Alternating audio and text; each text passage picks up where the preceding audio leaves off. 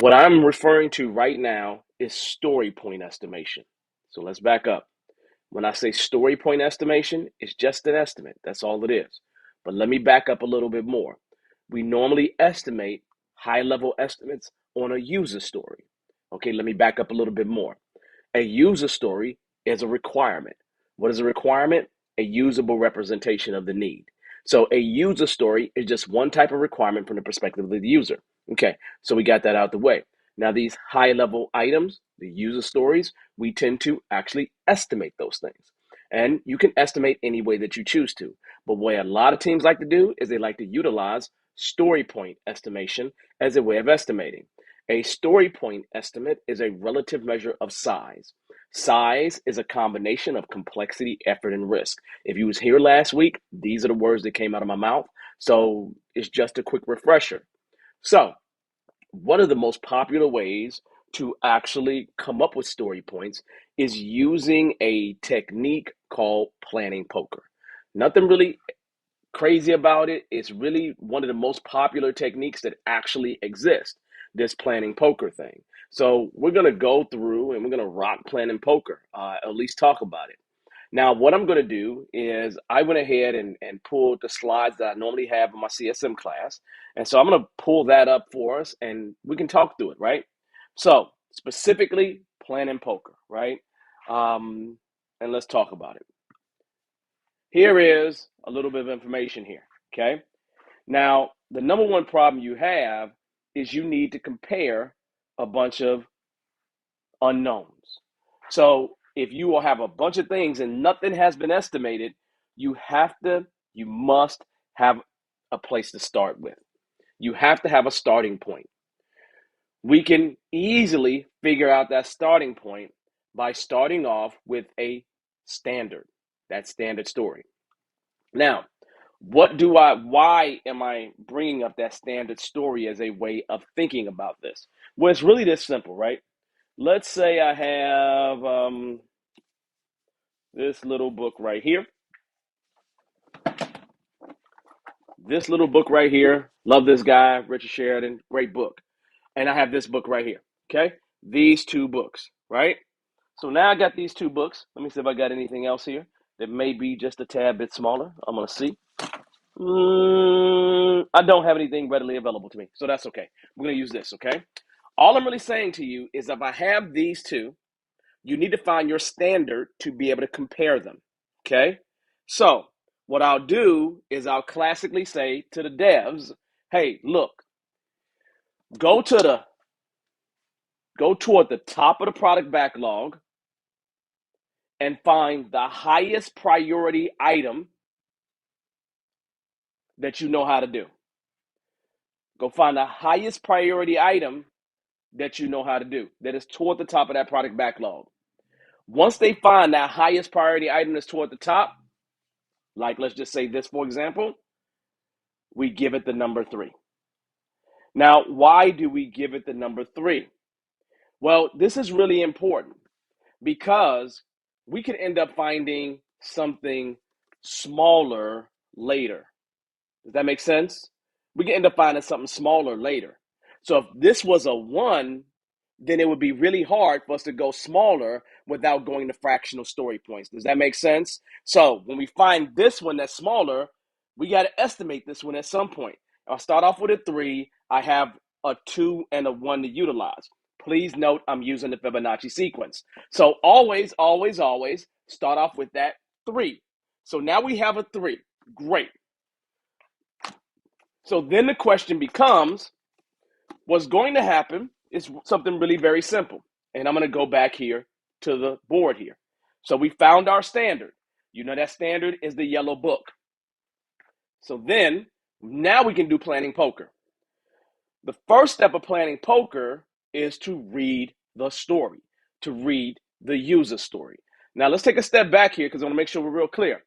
When I say read the story, I'm really expecting that a product owner reads that story, all things being equal. I understand that you may not have a product owner that's around, all this kind of, we're not talking about all that stuff. I get all the things that can go wrong, right? I'm not talking about the things that go wrong. So I'm going to say to you, what I want you to do is read that story. Now, normally, if you got the product owner, scrum master, devs in the room, the product owner read that story, acceptance criteria, any related information related to that story, they'll make sure they provide that. So that would be like me saying we have estimated this one to be a 3 already. So now this is the new one that we're talking about. This is one about games. It's 300 plus pages. It's a really thick book, right? This is about trainer games that trainers like to play, right? It's kind of books that I have, right? And so this right here, I would give all the information about this one, right? With the expectation to estimate this one relative to this 3. Now, what happens at this point is that we move on to the next step. And what's that next step? Nothing complicated. That next step is for the developers to discuss that story. They're going to discuss that with themselves and with the product owner.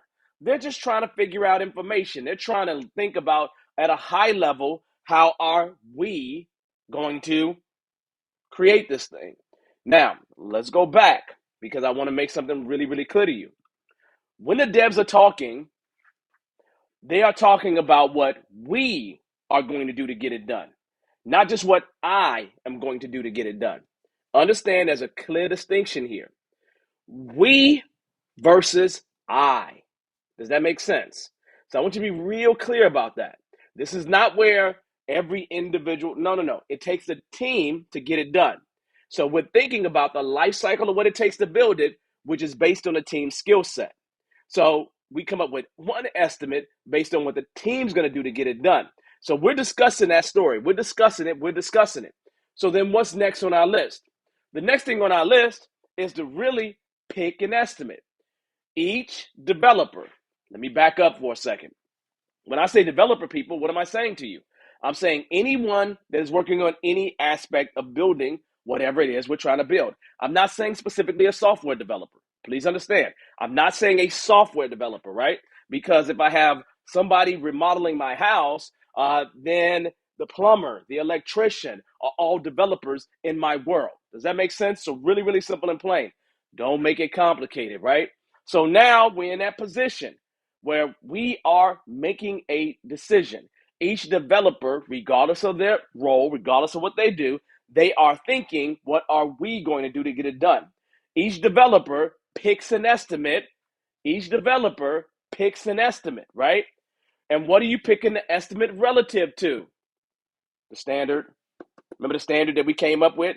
We're picking the estimate relative to the standard. Okay? Now, it's going to be the same size, smaller or larger by some factor. That's what we're choosing based on what it's going to take for us to get it done. Now, once everybody picks, the developers hide it, not to show anyone, right? You show it early, then what happens is people start to wait for you to show yours, and then you kind of throw things off. No. We hide it to not show it to anyone, okay? Now, once everybody has a number, then you can show it at that point. You show it. Everybody shows it at the same time, okay? Now, here's the deal. If the numbers are the same, a lot of times, let's just say 80% the same, or they just say, hey, we agree on that number, then we accept the estimate. I'm not saying that everybody has to be exact same number, but as long as the team agrees on whatever that number is, we can move forward. Now, what happens if they're not the same?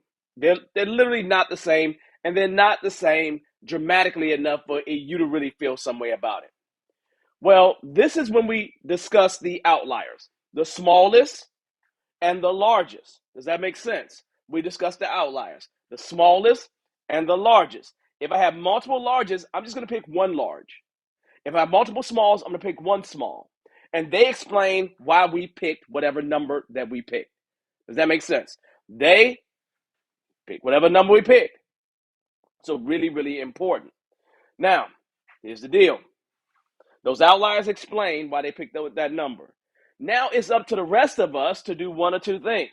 We might agree as a team with one of the outliers. And we might say, hey, you know what? They're right. Let's go ahead and move forward with that number. We agree. Let's move forward. That's okay. Or the team may say, let's go through another round of playing poker so we can really sit back and consider this. Okay? That's it. That's all it is. And so now, if this is a 3, and this right here is whatever number, let's just say it's a 13 for the sake of it, right? Well, let's just say it's an 8. Say that's an 8 or a 13. But we had somebody that picked 34. And we had somebody that said this was a 2. Well, we might want to discuss those outliers, right? But then they get into it and they say, well, you know what? Okay, I hear you. And now we go through another round. That's all there is to playing poker. And you just keep going until you get through everything. You just keep going until you get through everything. That's all you're really doing. It is nothing more than just that. Okay? So really, really simple process. So let me repeat it again for everyone to hear, right?